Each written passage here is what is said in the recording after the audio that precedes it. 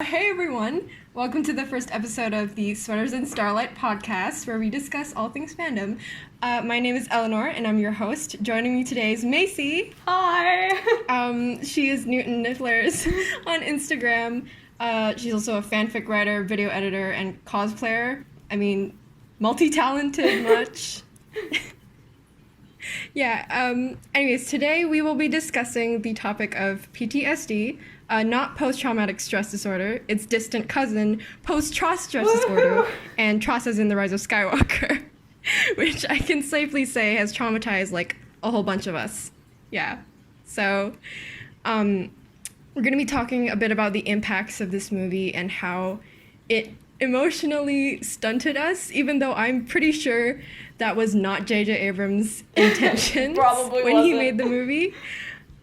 Yeah, well, I mean, look at us now. We're doing this. Okay, so first things first, we can start off with a brief summary of how we felt about the film. Like, maybe, Macy, what was your reaction to, like, all the pre-Tros stuff, like, leading up to the movie, the trailers? Were you excited? What was your reaction? I was super excited. Like, everything I saw, I was like, this is gonna be it. This is gonna be so good. I can't wait for this. The hype build-up was perfect. And just everything about it, the way they put the trailers together, having, like, bits of the OT, like, Lando being in there, everything was right on. Like, the Raylo quotes, like, nobody knows me, but I do. I'm like, yes, this is all perfect. Oh my god, I was so excited. It was so good. Like, I couldn't have picked a better, like, promotion towards this film. I'm like, this is gonna be great. And then things changed. Yeah. Damn right it did. Oh, I honestly can't say the same for me because I don't know what the promotion was like in America, but for Singapore, there was like, okay, compared to The Last Jedi, the promotions for Tros were like dead. Like, we had literally no Star Wars content, like, at all leading up to the movie. There was just the trailers, like, playing on screens, but that was it. There were no posters, like, any fan events or anything. It was kind of sad, but it also warned me of the quality of this movie. Like, I could already tell. I was, like, spiked up with anxiety. Like, I knew this was fishy and that there was something that's gonna be wrong with it. Or not wrong, but just, I was getting my expectations, like, way up, you know? We had a lot of promotion. We even, like, down to posters in, like, the local washing machine store. Oh my god. There was, like, a life-size poster of Rey, and my dad tried to get it, but it never actually got its way to me. That would have been great. Yeah, but it was everywhere, though. I feel like I kind of had the opposite with Crimes of Grindelwald. I mean, oh my god, totally yeah, not Star Wars, yeah. But we had no promotion whatsoever. Like, we had the trailers, but besides that, it was and the premieres as well, it was basically dead. Like, nobody talked about it. And then, I mean, look what we got versus The Rise of Skywalker. I'm like, okay, they're promoting it. Like, yeah, it's good. I get that, yeah. And we'll go into more, like, that's so weird because that's the opposite for me for Crimes of Grindelwald. Like, I think I got my expectations low for The Rise of Skywalker because of what happened to Crimes of Grindelwald. Like, for Singapore, they promoted the shit out of Crimes of Grindelwald. Like, there were cosplay events, there were banners in the streets, there were costumed people at the cinema. It was crazy. Like, there was an entire premiere that you could, like, win tickets for. It was crazy. And we had all of this, like, yeah, basically these competitions where you can win the tickets. And, like, I think Warner Brothers Singapore just put in so much effort to, like, hype the movie up, and it worked. And then the movie happened, and I got this new experience to, like, never get my expectations high. So I think that the opposite sort of happened for The Rise of Skywalker. Like, I was trying to keep it really low, and yet I was disappointed. So that's saying a lot. Yeah. Okay, now let's move on to how we felt, like, after the film. Like, what was your immediate reaction the second you stepped out of the theater? Well, I was in tears, so I had to, like, recuperate after. Oh, God. But basically, I think, well, here's the difference. We're, like, my parents grew up with the original trilogy. Like, they were alive, obviously, when the OT came out. Yeah. And so they grew up, like, playing, like, pretend Star Wars and everything. So I had that in my childhood. When I was, like, 3, they were like, hey, you know what you should watch? Star Wars. And I'm like, I don't know what that means, but okay. So it's been with me the whole time. But we didn't really do the prequels. We mainly stuck to the originals. So for me, The Rise of Skywalker was a conclusion to that. You know, I wanted it started with Luke, Han, and Leia. I wanted it to wrap up with Luke, Han, and Leia. And so in that sense, I was 100% satisfied. I walked out of that theater saying, I am so happy with this film. But if I was coming from the perspective of I want a conclusion to the sequel trilogy, I would have been so mad. Because, I mean, of course I wanted Reylo to happen, and it did. So, like, am I mad about it? A little bit. Like, I'm happy it happened, but I'm mad about the way it happened. So for me, like, when I rate it, like, you know, you see in my story, like, I do the ratings and stuff. For me, The Rise of Skywalker is right up there with A New Hope, because as a fan of the originals, it means so much to me.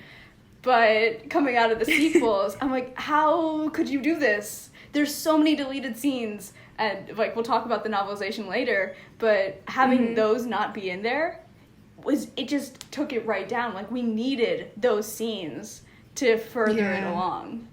Yeah, true. I wish I could say the same, because my parents also grew up on the original trilogy. Actually, I grew up on the original trilogy just as much as they did, because they kind of forced it on me. But I liked it. Like, I enjoyed playing with the toys and everything as a kid, but then I sort of, like, grew out of it until The Force Awakens came in, and that's what happened to me. Yeah, so I got interested again, and then I was, like, sucked into the sequel trilogy, and I started liking it more than the originals, because I felt like the characters I could, like, relate to a lot more. I mean, especially Kylo. I don't know, it's just, like, I saw him, and I was just like, oh, my baby.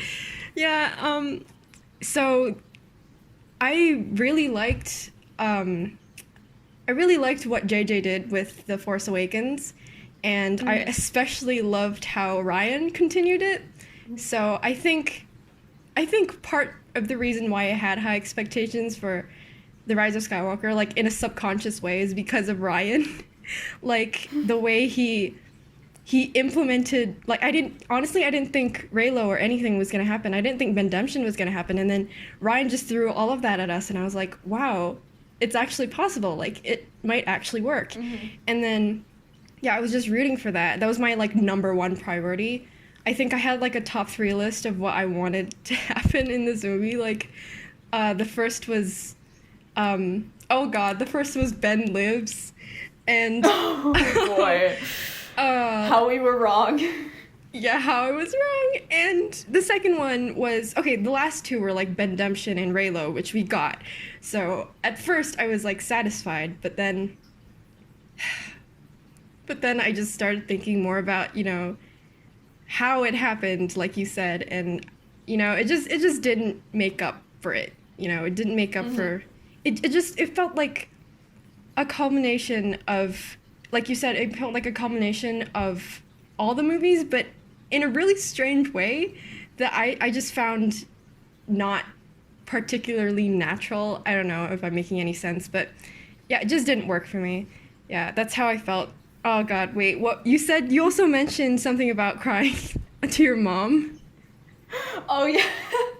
So basically, okay, so I'm in the theater, right? And so Han is my favorite character. Oh, yes. So, like, you got back into it with The Force Awakens. That's what happened to me, too. But the thing is, I got into the sequels, of course, but I also got more back into the originals, because I was like, oh my God, I love Han. This is just a reminder. And then I go back and rewatch the originals, and he's my favorite once again. So being obsessed with Han, having that scene, I just lost it. I think I screamed. I just looked at my mom. She looked at me, and we were like, "Oh my God!"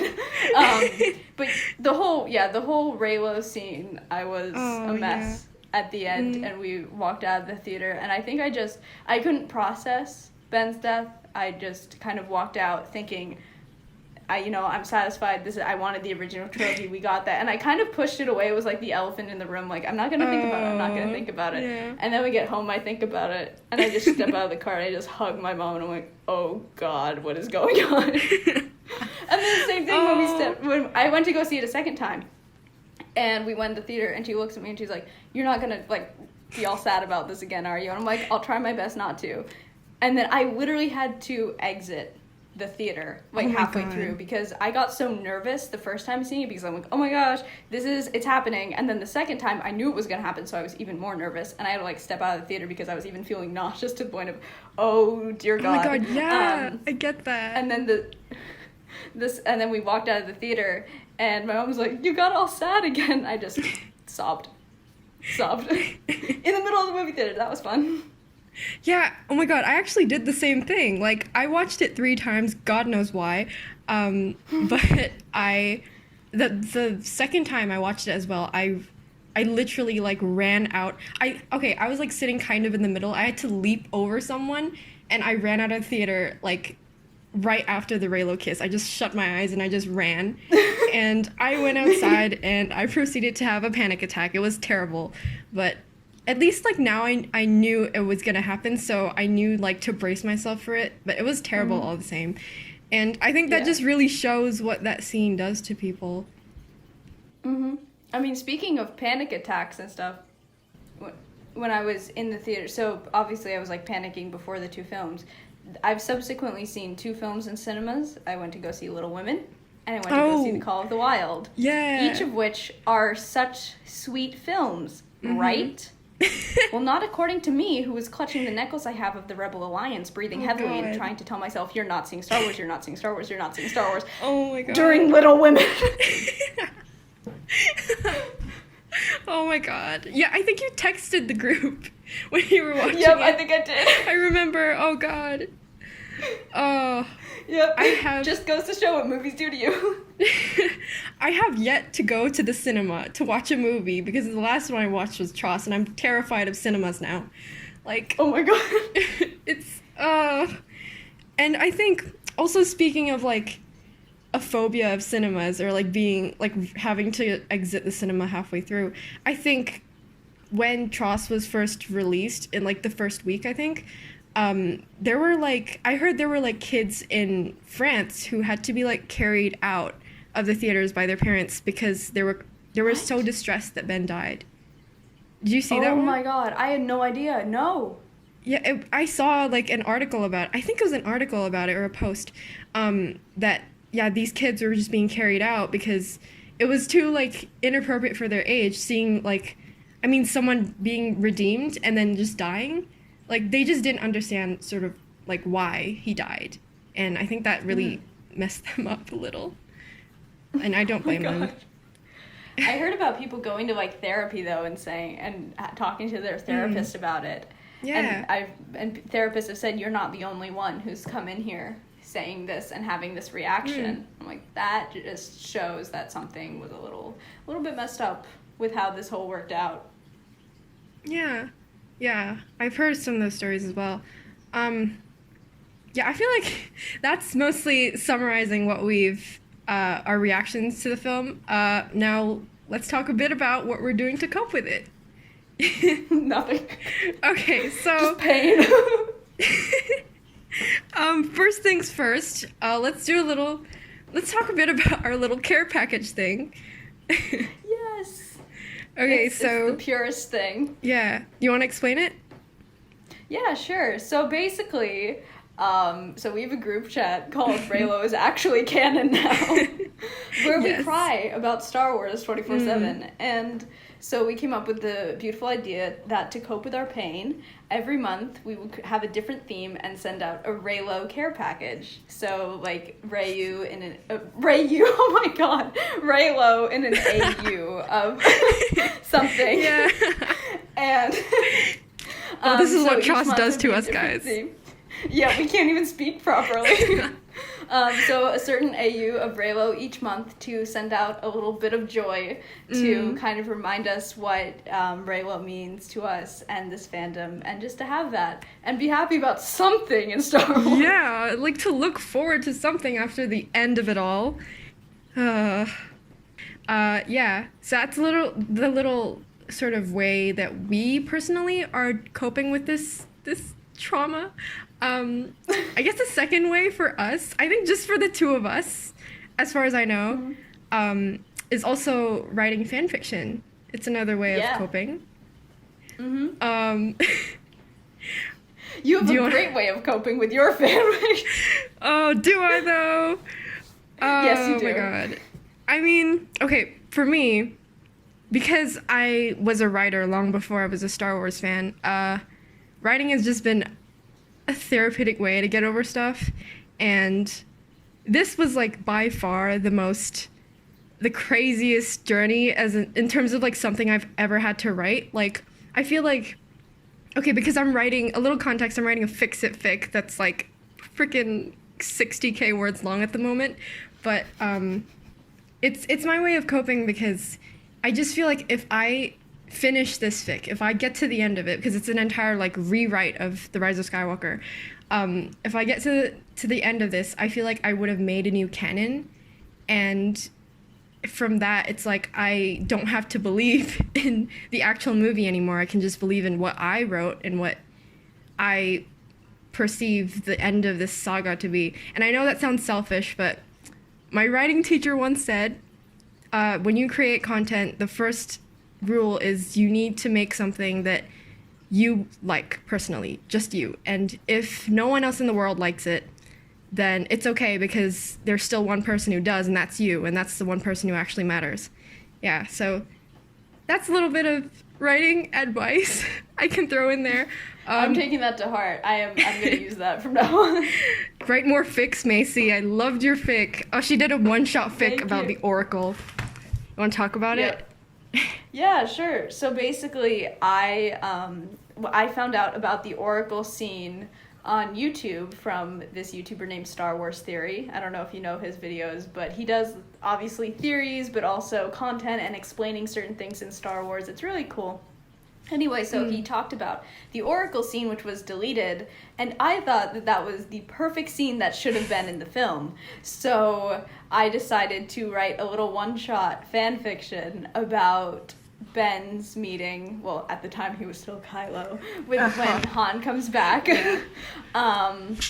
And just their encounter, so using it, but more using Ben's inner thoughts and then relating it to the Oracle scene and how he realized that he had to use what he said to Rey, you know, let the past die, kill it if you have to, that's the only way you can become what you're meant to be, but then actually use it for himself. You know, his past as Kylo Ren had to die, and it was that symbolism of Rey killing Kylo Ren and bringing back Ben Solo.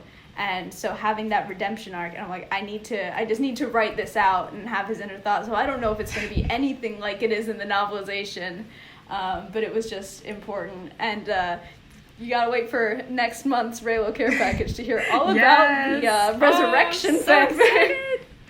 Oh, I love Dark Reylo. I can't wait. Okay, so that was our personal coping mechanisms. We will share a bit more of other tips to cope, to, you know, share with people who are suffering just like us.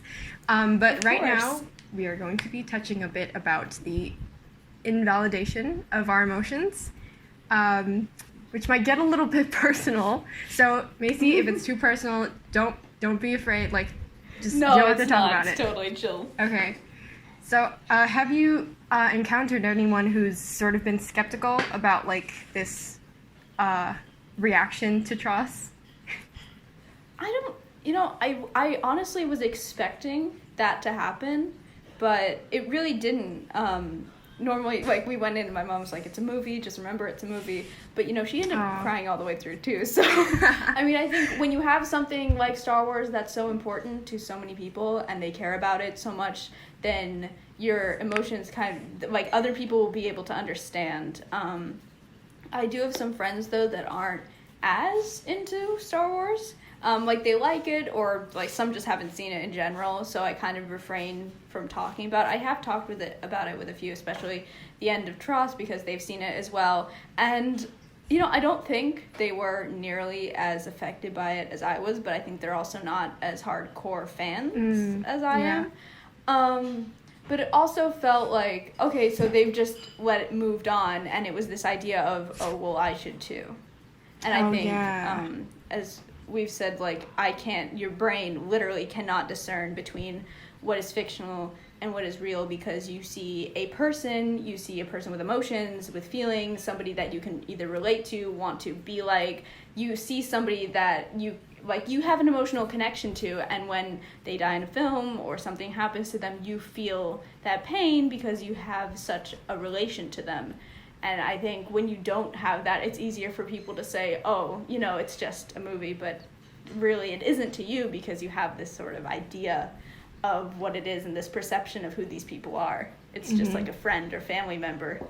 Yeah, that's well said. I think I also feel the same way.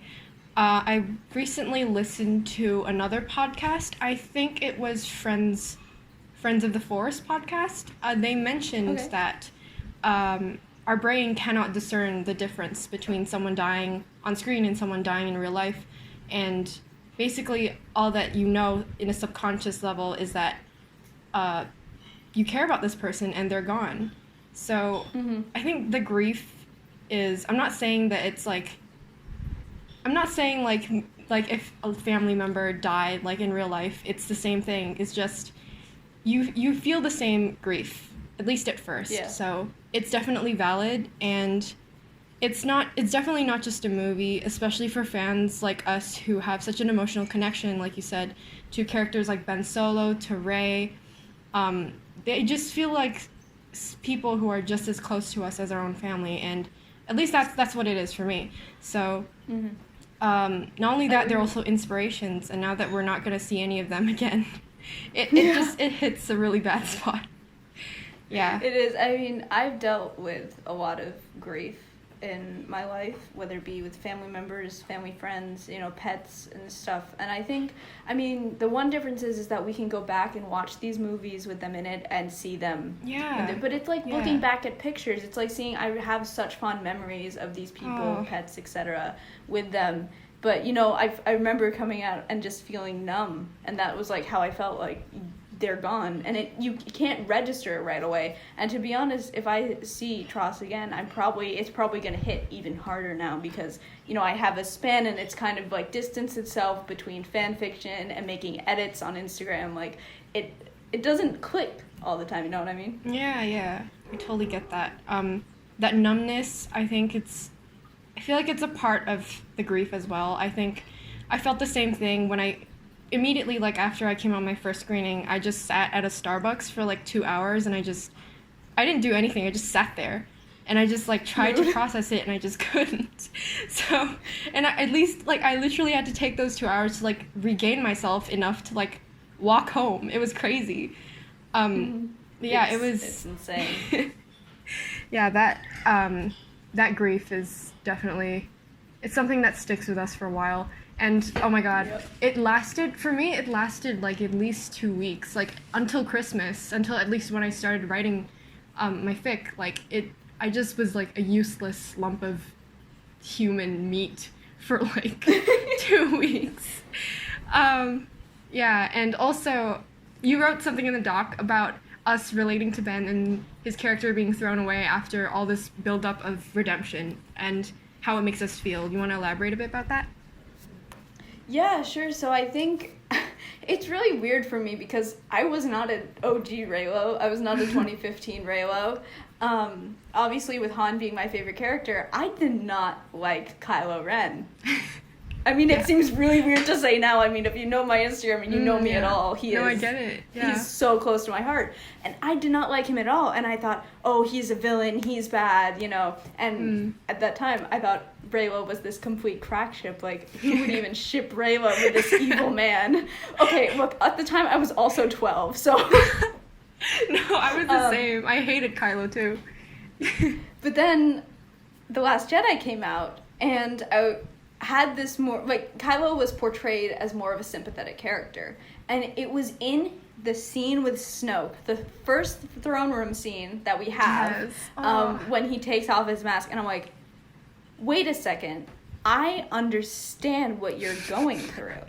And it was this feeling, like, albeit brief as it was, that, like, I see a little bit of myself in this character. And it was that moment where I was like, okay, I actually like Kylo Ren. As Ben Solo, though, like, I understand what it feels like to be yourself but have to put on a facade to appear as something else in order to satisfy whatever.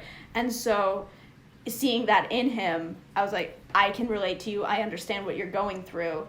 And then later on, the movie continued, didn't have any Reylo feels whatsoever.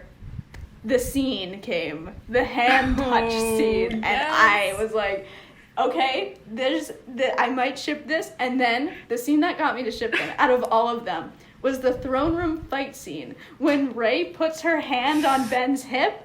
Oh yes, that was it. God. That was it. That was the scene. That's like forever iconic. Oh, so good. Yes. But after that, I was just like, I love Ben so much. I went to Barnes & Noble to go pick up a Funko Pop of Ben. And I went to the cashier, and he's like, yes, every fangirl's favorite emo space boy. And I'm like, yep, that's him.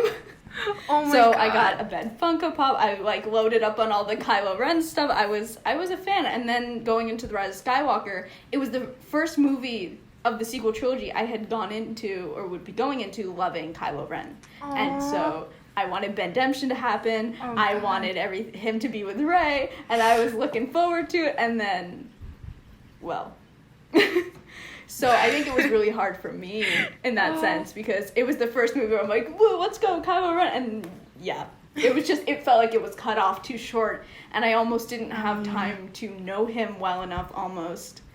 Like, I do, because I love him so much, but at the same time, I would have liked more out of his character. Even just the Oracle scene, I wanted his arc. I wanted to see how he would recover from the trauma and stuff that he'd been through. And I understand, I know a lot of people had qualms with him putting the mask back on and fixing it, but for me, I understood, because it was resorting to something that he had just to stabilize himself for a moment. But that can be detrimental too, and we saw that as he was so conflicted when he put it back on. He didn't know what to do, whether he should trust the Emperor or not. And then on the remains of the Death Star, we see, okay, he's given himself back to being Ben Solo. All is well. Woohoo, here we go. Life is good. And yeah, there's no life anymore. I'm flatlining. Oh no. I felt that as well. And I think the part where you said that you would like to know him a lot better, I feel like the novel wrote something very, very similar about Rey feeling the same way, right? She was like, okay, I didn't like this part because they separated Kylo and Ben into like literally two different people. They do that, and that's the one thing about the novelization that irritates me. Yeah, I'll read out the quote. I hate this so much. She writes, she did not mourn Kylo Ren. She would never mourn Kylo Ren.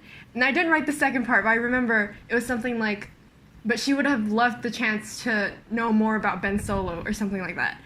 And like, I feel like that really encapsulates what you were talking about, not knowing like Ben to what I feel like we could have known him more, you know, that feeling of just not having a character live up to their potential. And and I just also hate how the movie, once again, you know, separated Kylo and Ben. They're like the same person, like just stop. Oh my god. Because we know Kylo Ren, we know his arc, you know, obviously with Luke and the temple, we know he didn't kill the kids now, but so we see his progression to the dark side, we understand it, but what was Ben like as a kid? I mean, we have the books, but nobody's ever going to see that in the films, which is so hard because they're not, if they're not a novelization person, if they don't, you know, care to look more into it, they're never going to be able to understand that, and that's what they needed in order to sympathize with him, in order to have all the feels at the end. I know. And it's like, I feel like all the information that had to be in TROS as a movie was just split up into like the visual dictionary, to the novel, to like the comics even. And like people mostly watch movies. They don't have to like go to bookshops to like pick up little pieces of information to like get the whole story. It's like what happened with the Crimes of Grindelwald. Yeah, because I mean, people are lazy. You know, sometimes you're just lazy. You just want to watch a movie and get everything in. But no, like Star Wars is like you have to go and get this comic, you have to go and get this novel to find out all you need to know about Ben Solo or some other character. And I just don't like how they did that for Tross, basically. It's like splitting Horcruxes, you know? It's so annoying because you have to go around collecting all these to get the full picture. I guess we can move on to our next subtopic, which is tips to cope. Oh my god. Okay, so we have a list of things that we can recommend people who are struggling with their emotions about Tross to do if they're ever, overwhelmed. I guess the first step, this is like the typical, I feel like this is like the typical therapy kind of tip, but talk to someone who understands. Don't keep your emotions bottled up, because I've tried that and it does not work. Yeah. Nope. That's why we have our little group chat to cry over Raylo. Yeah, and if you don't have anyone, just go and find someone who like maybe online there's like a whole bunch of Raylo or Ben Solo fans who are also mourning. So DM us on Instagram. We'll be here to chat. Yeah, you can hit us up anytime. Yeah, you can find her at Newton Nifflers. You can find me at Cosmic Owl Cosplay. Just hit us up. We can talk to you if you need someone to talk to. Yeah. So that was the first tip. Second tip: make some art, fan fiction, fan art, video edits, cosplay. Do whatever. And if like talking isn't your way of expressing your emotions, you can always do that through art. Do that through cosplay. Just do whatever you need to do to get those emotions out. Okay, and then I think the next one, but that we made a long ass list of, is the different types of media you can use and you can like read or watch to get over Tross. We can start with movies. Macy, do you want to list them out? Do you have the document? So these are just movies that are similar to Tross but have a happy ending, because we all know that's what we deserved. Tangled, obviously, gotta love it. Strange Magic, which is one I have not seen yet, but I should. Oh my god, that's so good. Yeah, I added that to the list because it was also written by George Lucas. So I think that's another very interesting thing, and you can kind of see like if George Lucas did, helm the sequel trilogy, he would definitely ship Raylo, because this is such a Raylo film. He so would. It's an enemies to lovers. Beauty and the Beast, which a lot of people have made AU edits of on Instagram, because it's a very, very Raylo, and of course the ultimate, the one and only Pride and Prejudice. Yes. The most Raylo. Yes. Oh my god. Moving on, watch movies with the cast in them. Maybe you can think about an AU with that specific character in it. Someone recently asked me to write a Raylo Marriage Story AU, so I have yet to work on that. Oh my god, don't you dare. Don't you dare. That movie. Honestly? I have a love-hate relationship with Marriage Story. I love it because it is so... It just depicts it so... I'm so happy with how it came out. Yeah. But I cannot sit through that movie. Like, 2 minutes in, I was on the floor. I can't watch it. It's something about it just really gets to me. Oh, well... I think I watched it at first because of Adam, obviously, and that's what I did, and then and honestly, just the way he interacts with his kid, and oh my god, the end scene where he sang "Being Alive," oh my god, like that blew me away. I would like write an AU where Kylo is the one singing "Being Alive," because that shit slaps. Like, oh my god. It just breaks my heart. I will cry, but I will read your fic. I will cry while writing the fic. So, yeah, the first movie, Marriage Story, and the next two are, obviously, Force Awakens and The Last Jedi, and a lot of people actually, have been saying that these two are very painful to go back and watch, but if you're like me, and you're like, just someone who likes to ignore bad movies, then you can just go back and watch these two and pretend it ends at The Last Jedi. Yeah. The next one is Ophelia, Daisy's in it, Ex Machina, Oh my god. Ex Machina was like mind blowing. Domhnall and Oscar were both in it. And I wish that I could write like a Ginger Pilot AU, but Oh my god.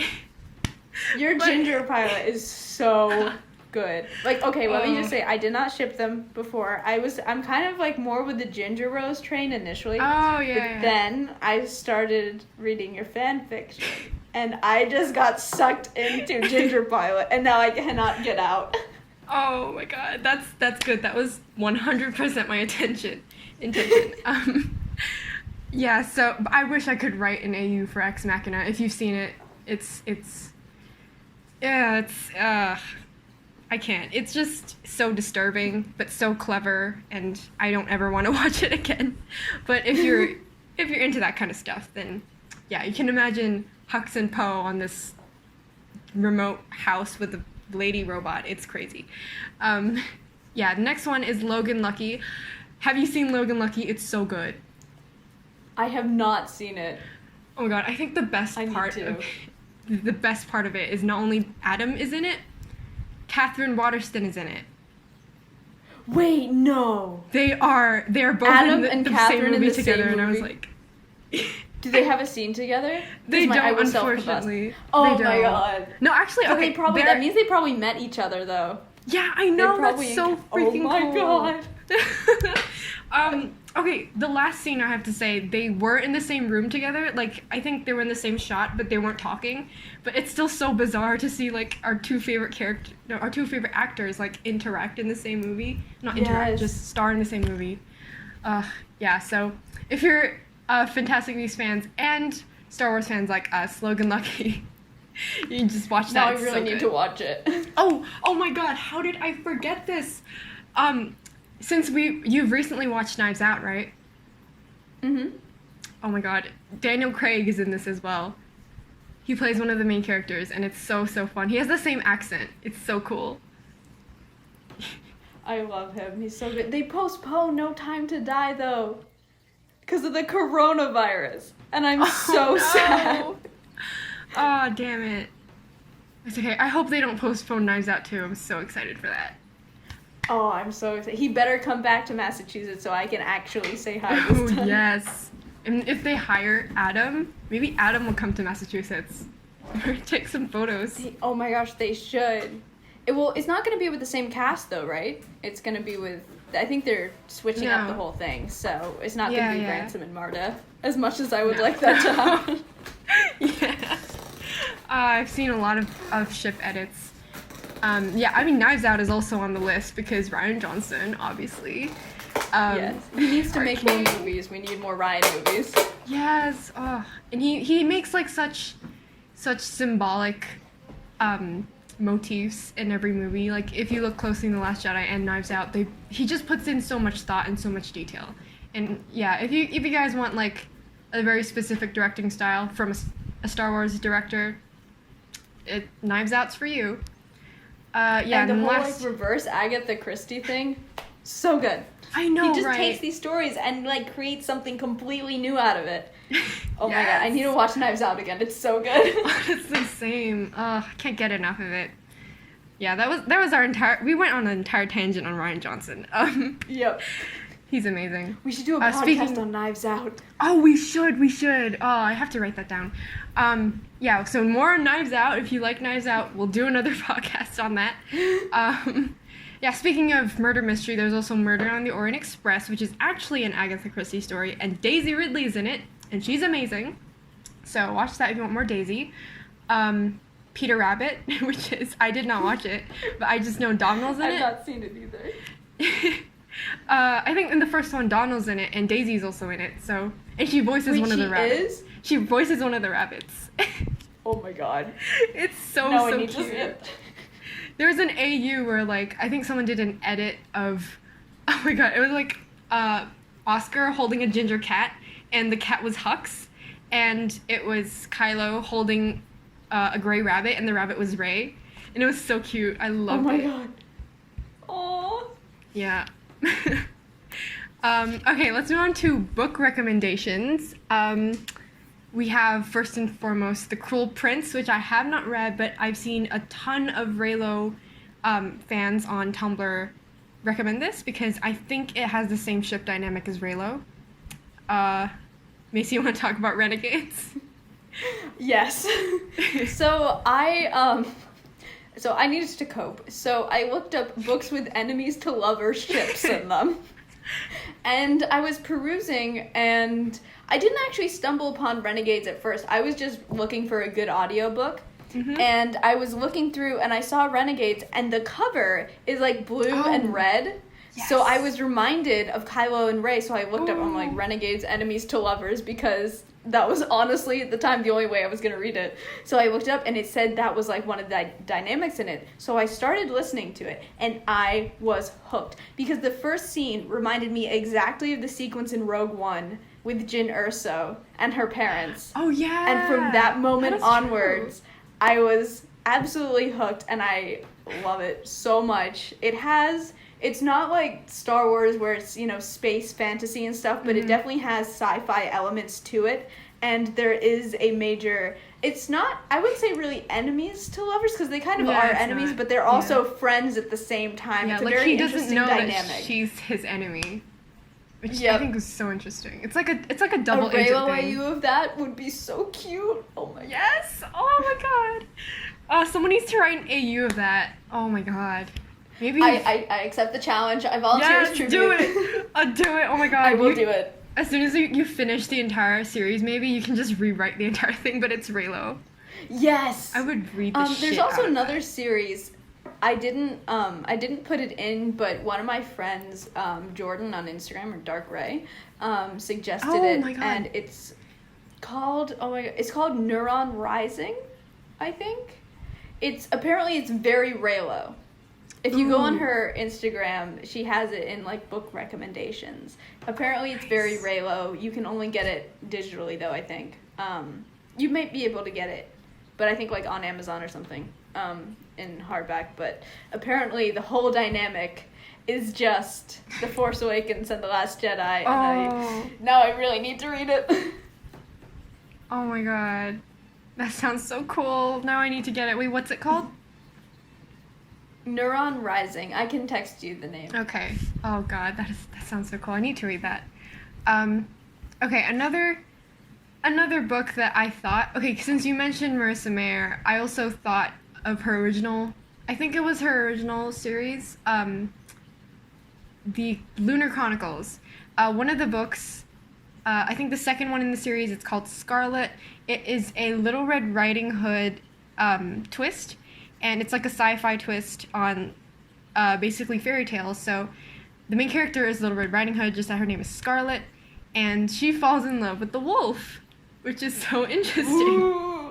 Yeah, and their dynamic is... I need to reread it, but I remember like exactly one scene, and it was the most Reylo thing ever. So I'm assuming it is an enemies to lovers. Or at least it's a very spiky relationship. So... definitely recommend. Okay, so that was books. Now let's move on to the spicier section, fic recommendations.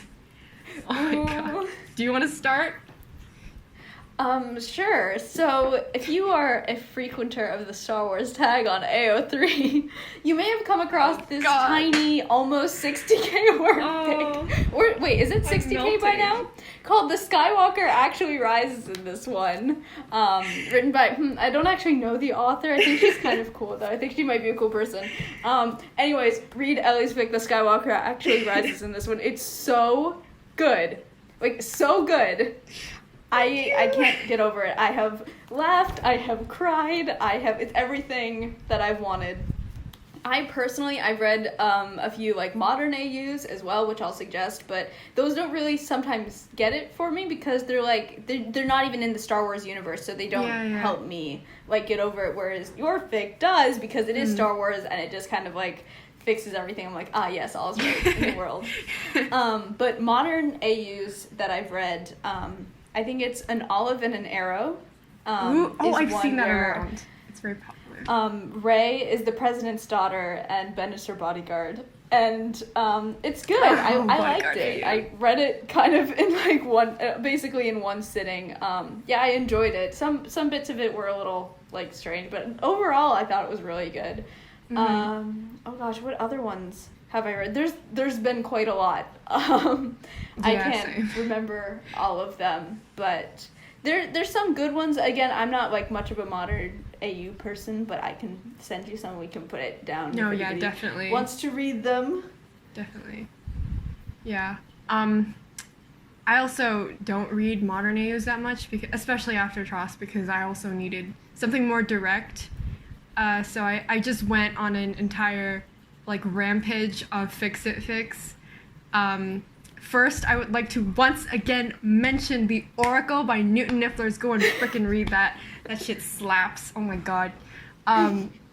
Yeah, the next, I think the whole bunch of Post-Tros fics I have, some of the best are I Kill Giants by Diasterisms. You should know her. I need to read that one. It is so The Heartbreak good. Prince. Yeah. Did you read The Heartbreak Prince? Did you read that? Oh my god. I read the latest chapter like last night, and I was like, shit just got Wait, steamy. is there a new chapter? She updated. Oh god. And you know where it ended the last like chapter? A guilty fic. Like I hate reading it, but at the same time I want to read it. It's a guilty pleasure. We all need that sometimes. Yep. Oh god. The worst thing is that sometimes, I don't know why, like every time she updates, I'm in class. So like I have to open her fic like in class, and you know how the Heartbreak Prince is like you know what the chapters are like. So it's hard. So yeah, Diasterisms is definitely a great writer that you should definitely go read if you're feeling the Raylo emotions. Just go on a rampage of her account. It's all in AO3. You can just go down the list. That's what I did. It's so therapeutic.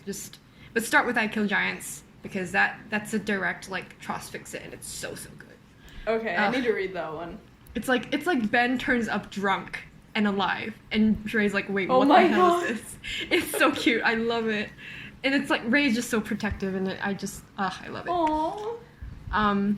Yeah, and then we have, for some reason, I think a lot of people are really liking the time travel trope, where like, I think Ben is always the one who gets sent back in time after he dies to the Force Awakens era, so he has to like make up for what he's done and everything, and like change the course of the timeline. So there are two different time travel fics that I have here. The first one is called Second Time's the Charm by Space Samurai, and the second one is called A Stitch in Time. And I'm terrible at pronouncing names, so I'm not going to read that, but just search it up and just click the one with the Raylo tag. Yeah, so that was the two time travel fics. And then there's Savage Beauty by, I'm going to butcher all these names, Sap1066. Other Space is, oh my god, Other Space by Ellie Karina. This one is about Ray going into the World Between Worlds to save Ben. Ooh, World Between Worlds just hit so hard. I love all the fics. I love where the it's World like Between Worlds though. Tethered by Perry Downing. Perry Downing is, I think they're also very famous for writing this other fic called Bonded. I read like half of that, but it was really good as far as I remember. But Tethered is directly a Post-Tros fic, and I feel like the Kylo in this fic is he's so like fancy. I don't know how else to describe it. Fancy Kylo is the best Kylo. Yeah, I know, and just the way he talks to Rey, it's like he keeps calling her endearments like sweetheart or like my love, and it's just I love it so much. Yeah, so those are Post-Tros fics, and I'm gonna just like run down a whole list of mammoth fics that have been there since the golden age of Raylo. Landscape with the Blur of Conquerors by Diasterisms. Tactical Surrender. These two are like up there. Higher Ground. The Moon, the Sun, and the Star in Between. Safe Harbor. Bonded. And there's a lot of fics called Bonded for some reason. Oh god. Yeah, there's one by Perry Downing, and there's one by Critter, which is the one I'm recommending. First of the New by Prey Monitor. Oh my god, Mace, you have to read that, because that's also Raylo and Ginger Pilot, and it is so cute. I cannot.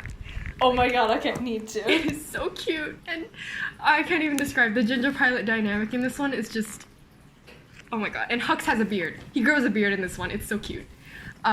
Beard hugs. Beardy hugs, and Poe makes fun of him for it. It's so cute. Okay, so that was it for this first episode. I hope you liked it. I hope you gained some solace from this little chat that we had. Perhaps next time we'll do a Knives Out podcast, like we said. Thank you so much, Macy, for agreeing to come on the show. And thank you for agreeing to star in my very first episode. Thank you so much. Woo-woo.